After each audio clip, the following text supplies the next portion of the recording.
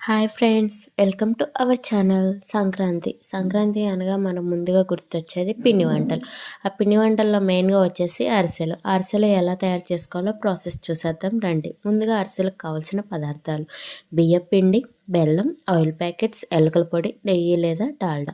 ముందుగా బియ్యాన్ని శుభ్రంగా కడుక్కొని 24 అవర్స్ పాటు నానబెట్టుకోవాలి.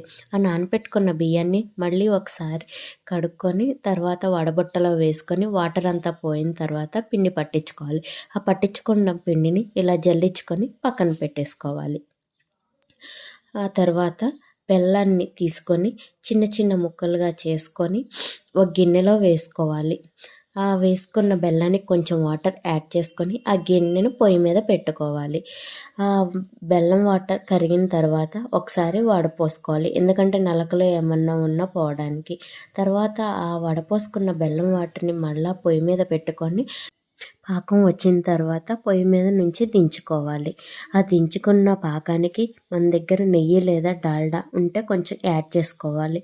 యాడ్ చేసుకున్న తర్వాత యాలకులు, షుగర్ని మిక్సీ పట్టుకొని ఆ పౌడర్ని యాడ్ చేసుకోవాలి. ఆ తర్వాత మనం జల్లించి పెట్టుకున్న పిండిని కొంచెం కొంచెం యాడ్ చేసుకోవాలి. ఒకేసారి వేసుకోకూడదు, కొంచెం కొంచెం యాడ్ చేసుకొని ఉండలు లేకుండా కలుపుకోవాలి. అలా కలుపుకున్న పిండిని పక్కన పెట్టుకొని కళాయిని పొయ్యి మీద పెట్టి నూనెను పోసుకోవాలి.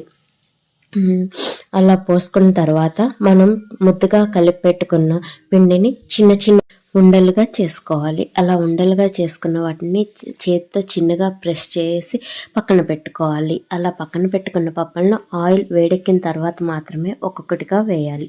అలా వేసుకున్న పప్పలు అనేవి గోల్డెన్ బ్రౌన్ కలర్లోకి వచ్చిన తర్వాత మాత్రమే తీయాలి.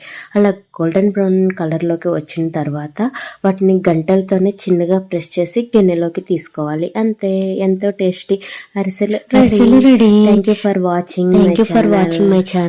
ఈ వీడియో కనుక మీకు నచ్చినట్టయితే like, share and subscribe my channel.